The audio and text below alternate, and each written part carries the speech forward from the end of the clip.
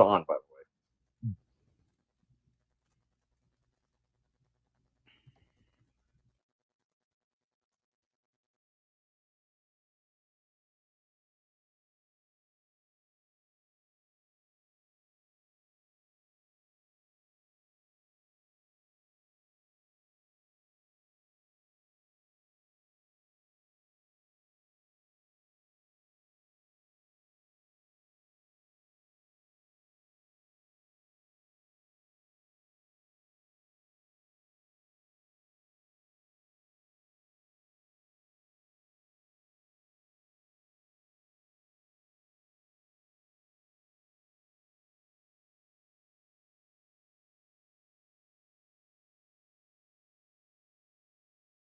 Why is our 269 October All Access Special one of our best deals ever? Let us count the ways. 5 college football Saturdays, 5 NFL Sundays, full month of MLB playoffs, NHL starts October 12th, NBA season starts October 19th, plus any other sport your favorite handicap releases, all for under $9 a day. As an added bonus, sign up early and get the rest of September included for free.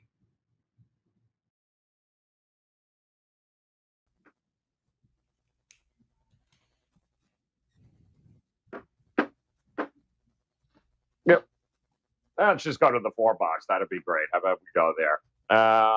We can go to, and there we go. Go with that one. There we go. Thank you very much. Welcome in here, guys. It's time for another edition of College Football Daily, powered by WagerTalk.com. As we're not quite done breaking down college football games here this week, still much to get to, including 4 more games here on the card. We're going to do it, of course, with 3 of the finest, including Tony Mejia, Mr. Rob Veno, and Dave Cokin in the house. And Mr. Tony Mejia, you were certainly right. There were plenty of tickets available to that Miami-Virginia game last night down the road. Not a whole lot of people rushing to go see the Canes. How was your night, and what do you got locked and loaded ready for this weekend at WagerTalk? I noticed everybody was just home on Twitter knocking Manny Diaz and hating on him for what he did to his kicker. I mean, look, the Canes have a long road ahead. I don't know if Manny Diaz is going to be the guy. Certainly, I think his popularity is waning. I won with Virginia. That was my 4% play last night, so my streak there is up to 5-0 or 6-0. But I lost on the total. Thought we'd get more than 62. Fell just short. So. We'll just go into tonight. I've got a 4% play going, and I really like one aspect of this BYU Utah State game. I may touch on all 3. I have to see what the number ends up at in Houston Tulsa, and I've already locked in a play on the 3rd game. So yeah, I mean I love staying busy during these October, November college football games because you can either forecast teams laying down and not playing up to their level of competition, or taking care of business. So this is the time to strike on that. All right, let's go here. Rob Veno, how you been, my friend? How was your week? And what do you got locked and loaded ready at WagerTalk.com for us?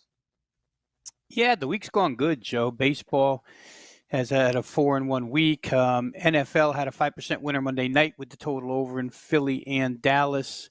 As far as what's up and available here this evening, 4% best bet for college football up right now. There is one up for noontime tomorrow as well.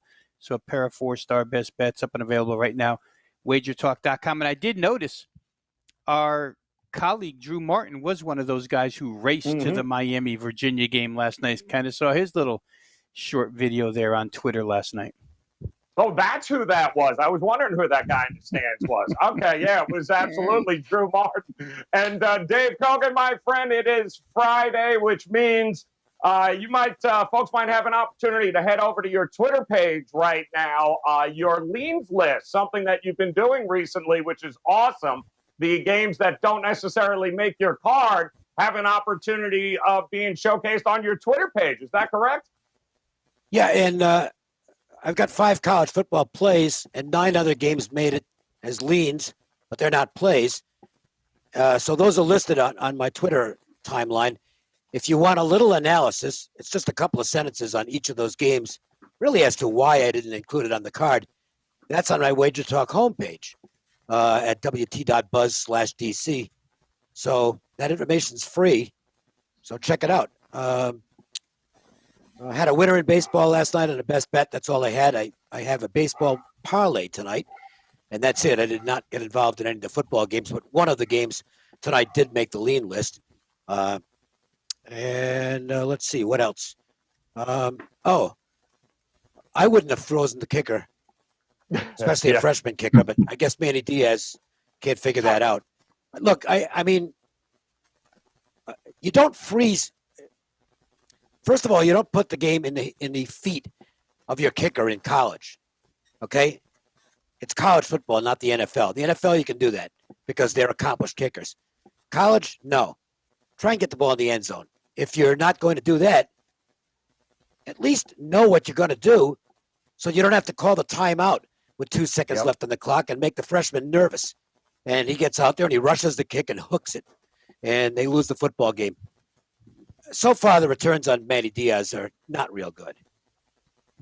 No, they're absolutely not. But we do have a game that we're going to go to the ACC with here, and we're going to take a look, and it's going to do Louisville and Wake Forest here. Maybe they have a little bit more luck than Manny Diaz and Miami did last night. 6.5 opens up for Wake Forest, 60.5 an open in the total. So, Tony Mejia, I will come to you first here, my friend. Talk to me about Wake Forest. Are they as good as some people believe they are? No, probably not. I mean, we have a disappointing team down by you in Miami. We have a disappointing team up in the state capital in Florida State, and that they just so happen to have lost to both of these teams, Wake Forest and Louisville. So at least the coaches can project as they watch the tape of one another's performances against the Seminoles. I think Wake Forest's defense has taken a step forward. Kid Luke Masterson looks really good, and they've shown some depth in their secondary. They're going to get Nasir Greer, their free safety back, after he missed the Virginia game. I liked Virginia in that game, so I was dead wrong on that, and they missed Wayne Talapapa a lot more than I anticipated. They missed him in pass protection. They missed him getting those tough yards that he got in the win over Miami yesterday. So they've also taken advantage of the fact Florida State had no real rhythm with their quarterback rotation with Mackenzie Milton and Jordan Travis when they played them. Florida State, Louisville has been fortunate too. They were one play away from losing to UCF, even though they were a 7-point home dog in that game. It was essentially one pick begat another, and that turned into a pick six that ruined UCF season because Dylan Gabriel got hurt on the play. But I think Louisville has improved, which they needed to be under Scott Satterfield to keep him off the hot seat. But their offense still missing Tutu Atwell. They just lost the other top receiver. So I really don't want anything to do with this game. Could go over, could go under. Wake looking for its third 5-0 start in the modern era. I certainly think Dave Clawson's a hell of a coach, so I'd lean there, but I don't have any interest in laying 7 points with the Deeks, even though I think they'll squeak out a win. All right, no interest in laying the points there. How about you, Rob Veno? Any interest in laying the points here in this matchup? Well, I think I'm going to look at it from a totally different angle, Joe, and play this first half total of 31 over. A couple interesting things you come across when you look at these two teams. First of all, Wake Forest scored the first 7 times they had the ball last week. Louisville scored the first 5 times they had the ball last week. Louisville never scored again, but they scored the first 5 times. For Wake Forest in ACC play, that's becoming a recurring theme here. The style of offense, the accuracy of quarterback Sam Hartman just seems to hit teams right off the bat. But Wake Forest has had 12 first-half drives in ACC play, and they've scored on 9 of them. And Louisville, in the last 2 games they've played, Tony was talking about how their offense is picking up. In the last 2 games they've played, they've had 12 offensive drives in the first half, and they've scored 6 TDs on those 12 drives. So both teams averaging game total wise 32 in the first half. Some of that 32 is a little bit skewed because there's poor non-conference opponents that they've played, or you throw in the Louisville opener where they got shut out in the first half by Ole Miss. It still comes out to 32, which is better than 31. For Wake Forest, they've scored just to point this out one more time, how they hit teams right off the bat. 28, 24, 27, and 20 in the first half. I think that happens again here. The weakness of these two teams, if there is one same weakness, it's been it's been not protection of the quarterback, but the strength has been getting to the quarterback. Wake Forest has 18 sacks. Louisville has 11 sacks, but neither team gives up a bunch. Sam Hartman doesn't get hit much. Malik Cunningham, because of his legs, doesn't get hit much. So I don't know that those defensive strengths show up here in this particular matchup.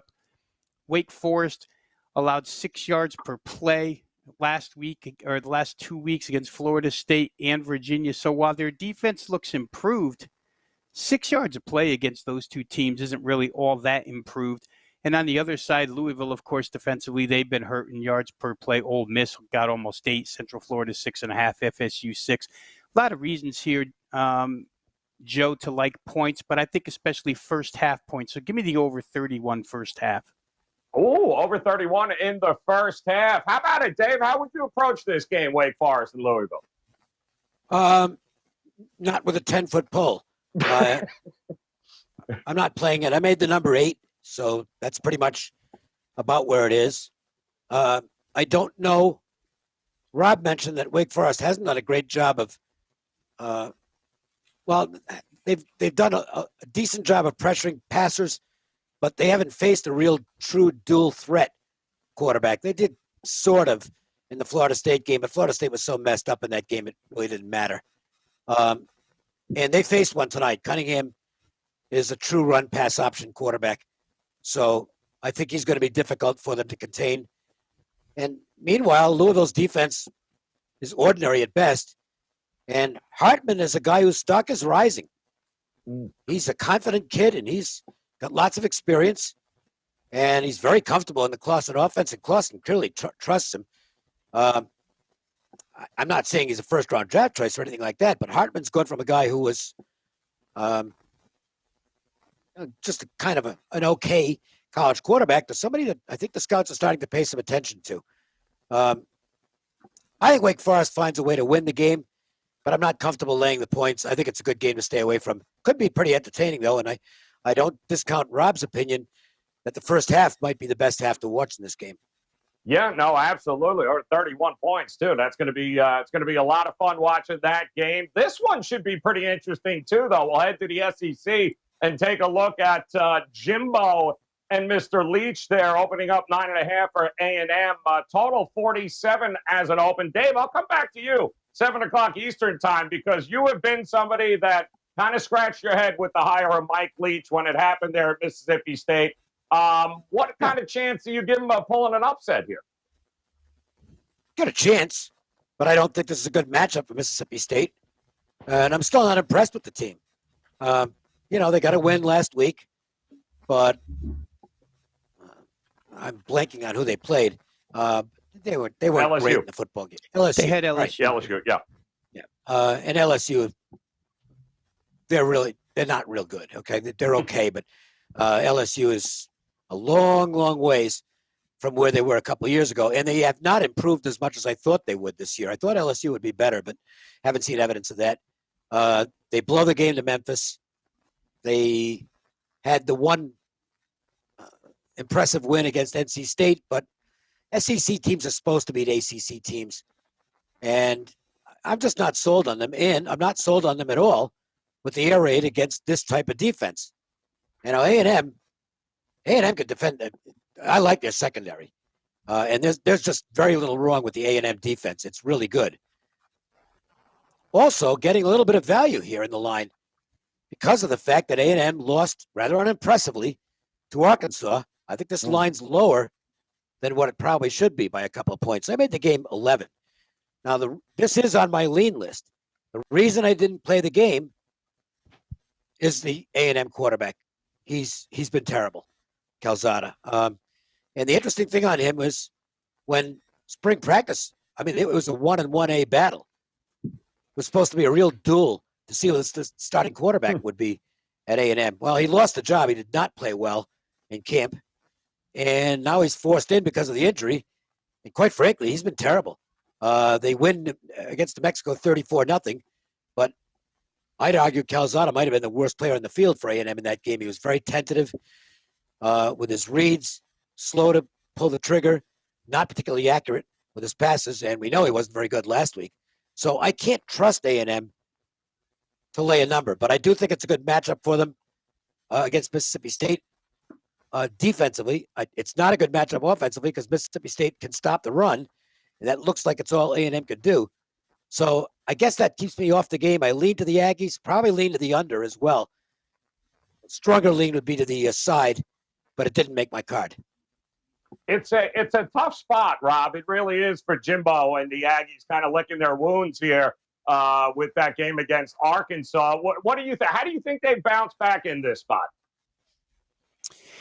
I don't know, Joe, because, just looking at some things, I got questions about Texas A&M. Not that you wouldn't have had them going in because they did lose offensive line talent. They did lose wide receiver talent. Of course, the quarterback position has had a drop off. But think of this real quick. They played 4 teams so far.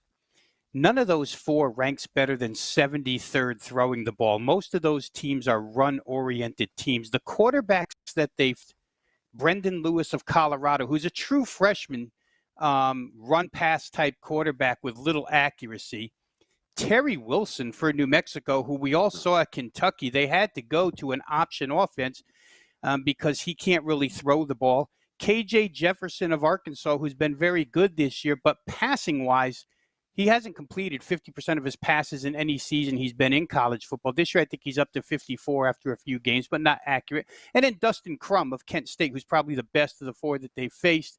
But Kent has gone primarily run this year. Their play calling has been 60% run, 40% pass. Despite playing 4 teams, guys, that can't throw the football and really would rather run the football, Texas A&M's rush allowed numbers are pretty poor.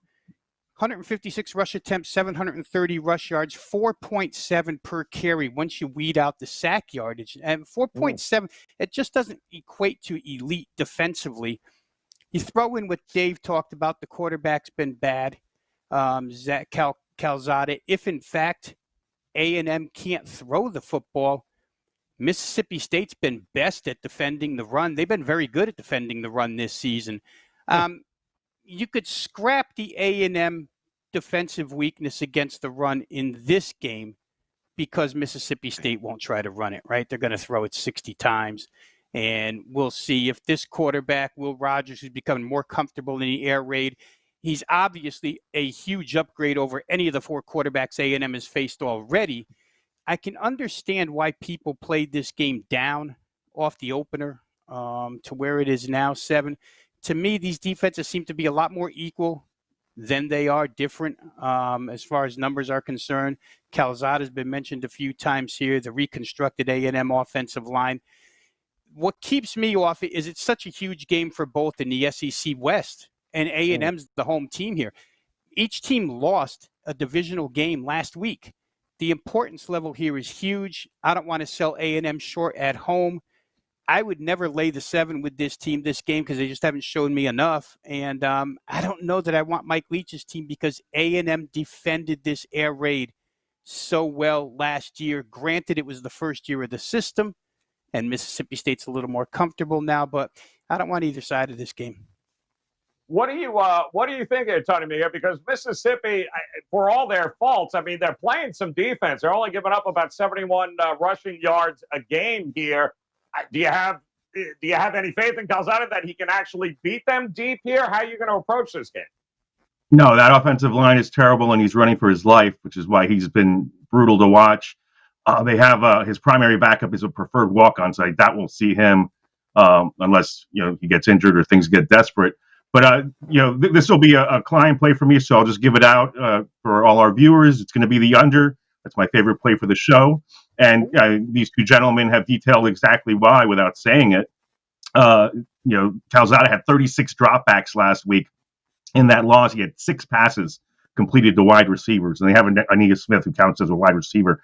I mean, yeah, you have Spiller. Yeah, you have Jake Weidermeyer, the great tight end. But, that's just unacceptable. Last year's game was 28-14. And A&M won. But, one of Mississippi State's touchdowns was the pick 6.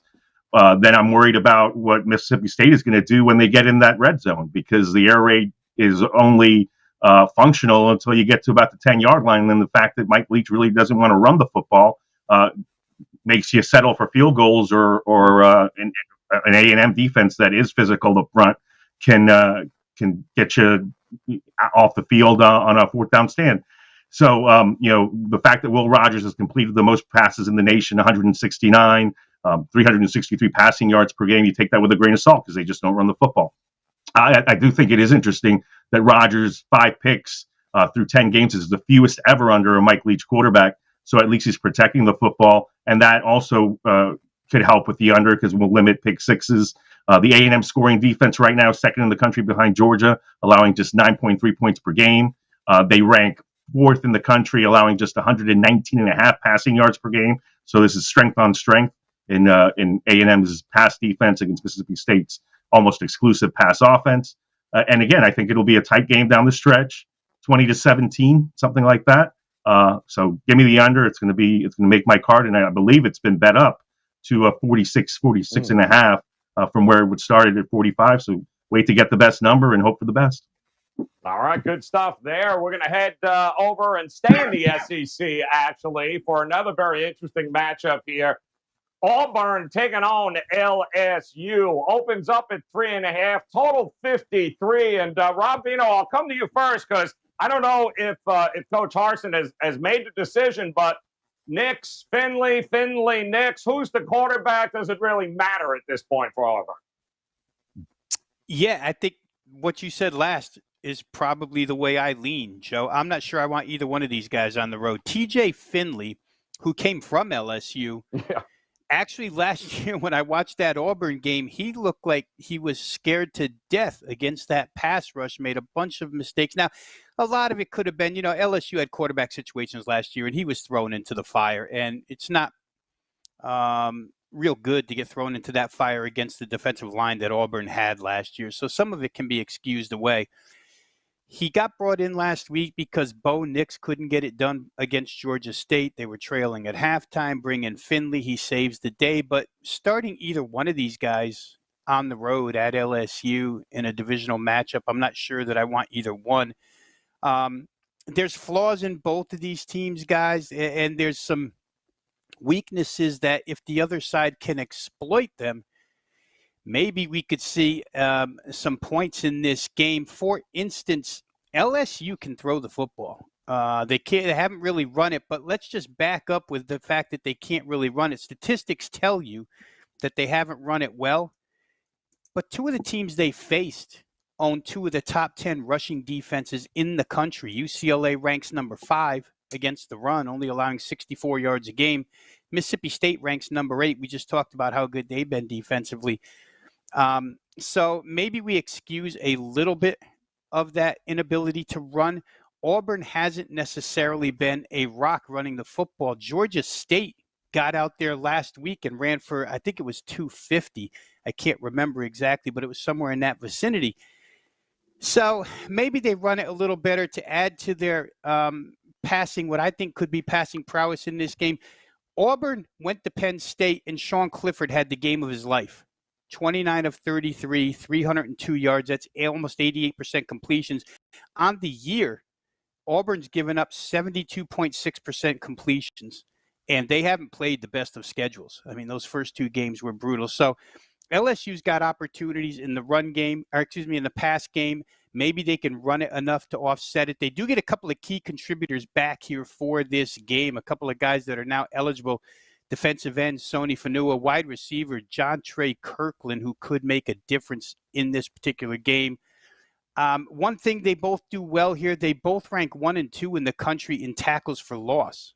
Auburn's number 1 with 43, LSU's number 2 for 42. So sometimes you can get on those drives, then one tackle or a play where you lose yardage behind the line of scrimmage wrecks the drive. We'll see. I think Auburn's got an opportunity here just from the fact that they went into a Penn State whiteout. And in that game, they get 24 first downs. They go 10 of 17 on third down. They ran for $182 against Penn State, who's been really good. And they didn't allow a sack in 33 pass attempts. So it shows they can get it done on the road. offensively, and LSU hasn't been a brick wall. This total moved up, and when I saw that, that's when I started to dig into these numbers. I can understand why now. I think both of these teams have opportunities to score. The value's probably gone. This ship might have sailed. I think it sits at 56 right now. But if you feel like you can get a 30-27 game out of these two, then you probably still play it over. But I'm going to have to pass here. Don't trust either side, really. And total's just too far gone at this point. You lost some key numbers in the 50s. Yeah, no, you absolutely did. And Dave, I mean, I've heard you talk about Bo Nix and the inconsistencies on the road as it is. We don't even know if he's going to play, but they did fire their wide receivers coach over the weekend. So maybe that's the key to getting the offense jump-started for Auburn. Well, I think the real key is that they've got to create an identity for themselves, and that is run the football. Okay? That's what you got to do. Win the battle in the trenches. I mean, it's not like they get blown off the line of scrimmage in the Penn State game. And that was a really tough spot. On the flip side, they were terrible last week against Georgia State. That's not to take away from Georgia State, because Georgia State's actually a representative Sun Belt team, and I think they've got a shot as dogs this week. I didn't play the game, but Georgia State team is not bad. But still, look, I'm not a big Harsin fan, and to be honest with you, I thought Boise State actually regressed from a national power to like the top of the mid-major chain under Harsin. So I was shocked when he got the Auburn job, to be honest with you. And I really don't like what he's done so far, because the personnel on the team dictates the way they should be playing. They're not doing it.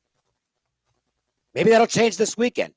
It better, because the one thing I know LSU can do, and LSU has got issues, okay? They're still in rebuild mode.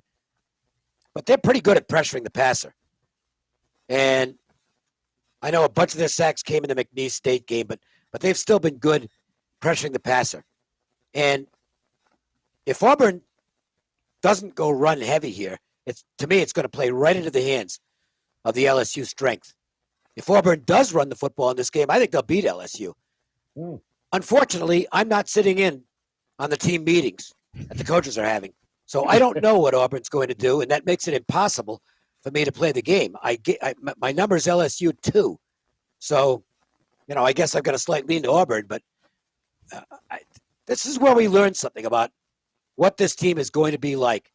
They should be a powerhouse in the trenches, grind it out, beat you up physically, running football team. I don't trust Harsin to be that. I think he's just going to, because he certainly wasn't that last year at Boise State. He threw the ball way too often, and I don't think this is going to work out long term. That's my opinion.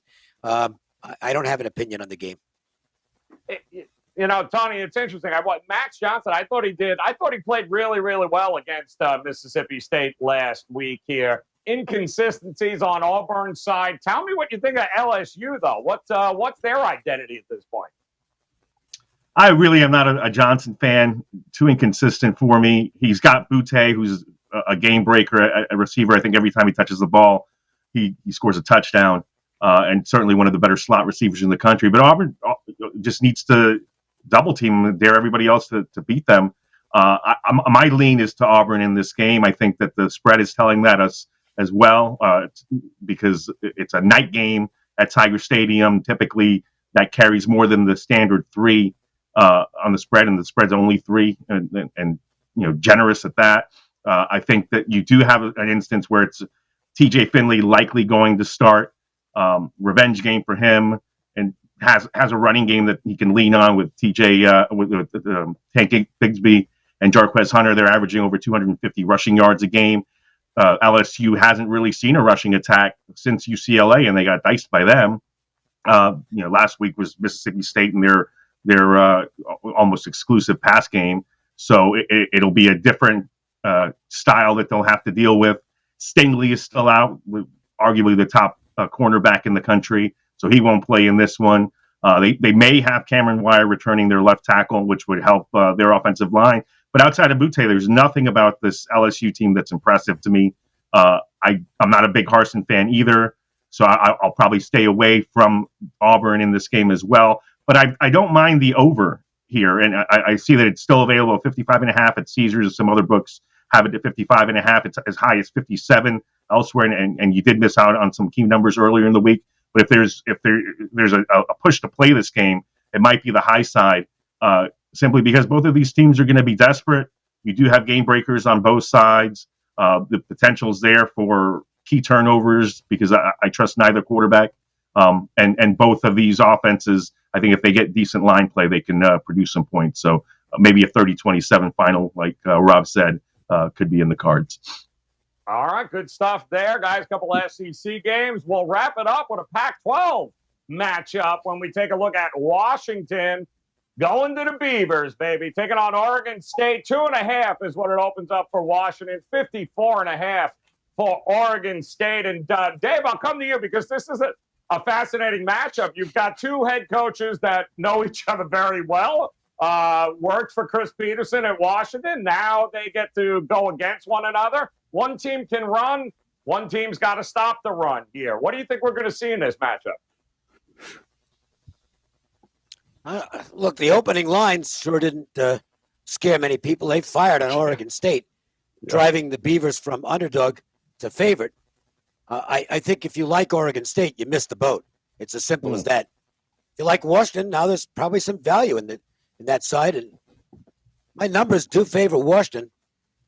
But what I don't like, and why it didn't even make the lean list for me, is they can be turnover prone and on offense. And Oregon State is taking the ball away like crazy. Oregon State is also nobody's scared of their passing game. But I mean, 322 rushing yards. BJ Baylor has been absolutely fantastic for this team. He's averaging like 7 yards per carry. And Washington, now I graded Washington. They were my top team in the Pac-12 going into the season on both the offensive line and the defensive line. Neither has lived up to billing, but particularly on the defensive line. I'm not saying they're getting pushed all over the place, but they haven't been as dominant as they thought they'd be. And it's rather obvious that Oregon State's offensive line is pretty good. I'm not taking anything away from what Baylor's done, but you got to be getting some really good blocking in front of you to get 7 yards per carry. I would worry about Oregon State potentially having a bit of a letdown coming off a gigantic win for them. I know USC's got a lot of issues right now, but still, that's the first time they've won there since 1961. And now they're in a different role. They're going from underdog, where they weren't expected to do that much, to favorite. I mean, they're now the betting favorite. And sometimes that can impact the team when the expectations become high and you've got to live up to the hype. To me, the value's on Washington, but I don't like the way they're – and I lost to them last week. It was only a half-point loss. I had Washington -7.5. They win by 7 in overtime. But they had control of that game, and they let it get away. I didn't like the way they played. I don't like the way things are going under Coach Lake, to be honest with you. I think Oregon State might beat him. So I'm against my own number here, but not enough to actually bet the game. But I don't like this Huskies team right now. I think that they're not quite ready for prime time, and I don't know that they're going to get ready for prime time. I'm resolving myself to them being a bit of a disappointment for me this season. You know, Rob, it's interesting here. If I would have told you that you could have grabbed Washington getting points against Oregon State before the season started, would you have grabbed them? Yes, you would have. You would have. I mean, no doubt you would have. But knowing what we know now, they're a scary proposition to put any money behind. I wouldn't do it here in this situation. And I'll tell you what, as far as situation goes, it would be one that normally you would react to with a play, because Oregon State comes off of that huge win against USC, and you wonder if they stay up on cloud 9 or if they come back down, or if they stay level-headed and enter this ballgame. I think that Jonathan Smith has had enough, or his tenure has been long enough for this team to have the mindset more towards been there, done that than Cloud 9. I think if they had beaten USC in their first year, when Oregon State never did anything, they've been, close to a 500 type team in Pac-12 player. At least they've been a threat and a competitive team in Pac-12. So I think they'll be okay here. I'm going to steal a little bit from what Dave was saying earlier about Brian Harsin at Auburn and just add that onto this Washington situation. I don't think Jimmy Lake is long for this job. Jimmy Lake came into this job, and boy, I remember some of the quotes. I did a preseason show for WagerTalk, a Pac-12 preview, and Jimmy Lake was all about, we don't go sideways, we run the football, we run downhill, we play defense, we play tight cover, everything that's, the macho manly football stuff. Jimmy Lake's a defensive coordinator. That's the way he wants to play. How about this? If you take the Arkansas State game out of the equation and just leave in Montana, Michigan, and Cal, Washington's been beat at the line of scrimmage where rushing yardage is concerned, 69 yards per game to 202.7. When does Washington get outgained at the line of scrimmage? 202 or 203, I'll round it off, 203 to 69. Doesn't happen. All these things that he wants to accomplish here, we're now in year 2. It's not getting any better. Dylan Morris is a Jekyll and Hyde type quarterback. I think Dave might have hit on that as well. You don't know which offense is going to show up with this team. One minute they look good. The next minute they look like they can't move the ball 5 yards. The other side of the coin is really different. Rushing attack for Oregon State, outstanding. 17th in the country. Chance Nolan, since they made the switch to him at quarterback, he's a steadying factor under center. I like him. The Pac-12 North, it's probably not in the cards for Oregon State, but boy, I think they feel like it is at this point in time. This is a big game for both teams divisionally. I just, laying points with Oregon State, it's not something that we're generally accustomed to, but they may just be the better team. My power ratings showed Washington minus 2.5 in this particular game. But when I look at that Washington offense and see that they only gained 291 against Montana, outgained by Michigan 383 to 347, outgained by Cal 457 to Bill Musgrave's offense, which passed them silly. I don't know. I don't like the Washington side whatsoever. If I had to, I would be on Oregon State because I think that's a team that's on the rise while the other team is kind of descending. Let me ask you here, Tony, because it's interesting. We watched Oregon State take the money against USC. We're watching them take it against Washington. Are we underestimating how good this Oregon State team may be? Well, I certainly watched the second half of that USC game waiting for USC to make its move, and Oregon State squashed them. So this could be a great in-game spot just early first half, first quarter. Is there anything that Oregon State brings forward in terms of expectations from the USC game that really holds them back? But psychologically, this should be a spot where they respond pretty early because you beat USC like a drum, and now you're coming home where the fan base is excited. You certainly expect them to be up for Washington. Washington is a team that, coming into your stadium, you circle and you have to bring your A game against, and your A game might be more than enough to beat this team by double digits. Key stat here, the Huskies have failed to score a touchdown in a full half, in 6 of the 8 games under offensive coordinator John Donovan. That's an indictment. Second half of the Montana game, they scored an OT. Second half of the Cal game, they lost. Second half of the Cal game, they scored an OT. And last year, against these Oregon State Beavers, where they barely held on 27-21, they were shut out in the second half. So again, this would be a place where if it's tight and you can get an in-game line, Oregon State at home, feeling like they can play with these guys, that's where you strike. Cade Otton, the excellent Washington tight end, probably out for this game with COVID. That's a big hit. They do have all their wide receivers back. But again, to back what Rob Veno was saying about Jimmy Lake, it's a lot of talk and not a lot of backing it up. You've got a team that's supposed to be tight in the trenches, gave up 343 rushing yards and 6.1 yards per carry at Michigan. And now they go back on the road to face, they struggle against quarterbacks that are dual threats. Chance Nolan can get them into nice sets and extend plays. And B.J. Baylor, almost 7 yards per carry, 7 touchdowns. That's not a fluke. No, it's not. Some very interesting matchups here in Week 5 of college football here, guys. And they are locked and loaded, all three of these gentlemen. Just a quick reminder before we get which one of these 4 games they're leaning to a little bit more than the others. Best bets ready to go. The month of October, guys.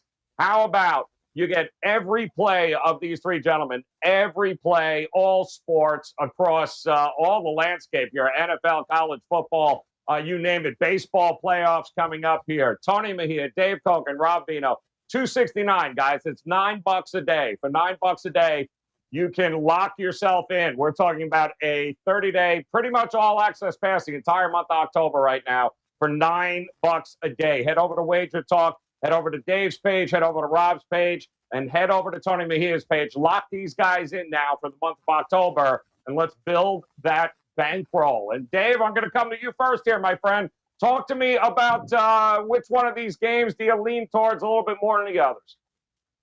It's on my numbers. I made A&M minus 11 against Mississippi State. My number might be a little bit off on A&M. And I do have doubts about their quarterback, and that's why I didn't play the game, because normally this is enough of a differential from my number to the spread to bet the game. So that's why it stayed on my lean list. If it gets there, fine.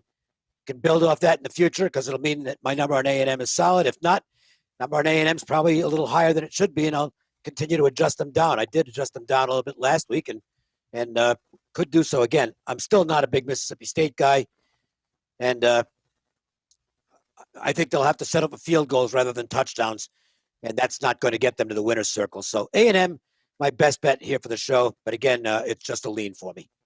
All right, good stuff. And just a reminder, too, guys, if you haven't done so already, make sure you head over to Dave's Twitter page where he'll be listing his leans, guys, right there on his page for you guys to see heading into the weekend. They're not making the card, but it's a great follow, so make sure you head over to @DaveCokin on Twitter. Make sure you follow to get those that lean list there. All right, Rob Veno, coming to you, my friend. Talk to me. Which one of these games do you lean toward a little bit more than the others? Yeah, I'll go way back to where we started, Joe, with the Wake Forest-Louisville game. I like that first half over 31 points. Mentioned all the points already. Wake Forest just seems to come out offensively and punch teams in the mouth. They run a extreme tempo offense. Seems like teams just don't get the gist of it right off the bat. And Sam Hartman, we talked about him before. You know, this is a guy that was neck and neck with Jamie Newman, the kid who transferred to Georgia way back when they were freshmen. It was debatable which one should be the starter. Newman got the nod. But right now, Hartman has complete command of that offense. Louisville also has been very good in first half, 6 touchdowns in 12 drives the last 2 games. So I'll take over 31, Louisville, Wake Forest first half. All right, love it there. All right, Tony Mejia, coming to you, my friend. Wrap us up here. Talk to us. Which one of these are you leaning toward more than the other? Sam Hartman's an old school QB1 alum, for those of you who watch that Netflix series.